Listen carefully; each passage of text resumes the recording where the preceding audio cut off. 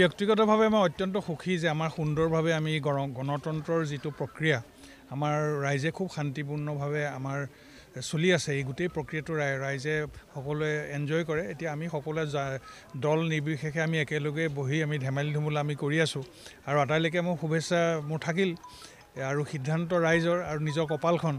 গতিকে মই আশা ৰাখিছোঁ ৰাইজৰ যি সিদ্ধান্ত আমি সকলোৱে আমি মানি ল'ম আৰু মই নিজেই আমি কংগ্ৰেছ দলৰ মই এগৰাকী বিধায়ক হিচাপে আমাৰ দলৰ ভাল ফলাফলৰ বাবে মই আশাবাদী আৰু ইতিমধ্যে বেলট বক্সত গোটেইখিনি বন্দী হৈছে আৰু ৰাতিপুৱাৰ পৰা খুব সুন্দৰকৈ 8 বজাৰ পৰা আমাৰ গণনাৰ যি প্ৰক্ৰিয়া আৰম্ভ হৈছে আৰু ভিতৰৰ পৰা যিটো আমি এনেই অনুমান কৰিছোঁ আৰু খবৰো পাইছোঁ এজন আহিছিলে মানে ইতিমধ্যে বেলটৰ কাগজখিনি তেওঁলোকে ঠিক ঠাক কৰি লৈছে আৰু খুব সোনকালে গণনা আৰম্ভ হৈ আমি 9টা বজাৰ ভিতৰত আমি এটা ফলাফল মানে আমাৰ 4টা ZPC আমাৰ গোটেইখিনি পঞ্চায়ত আমাৰ আৰম্ভ হৈছে 4খন পঞ্চায়তকৈ আমাৰ ওলাই আহিব।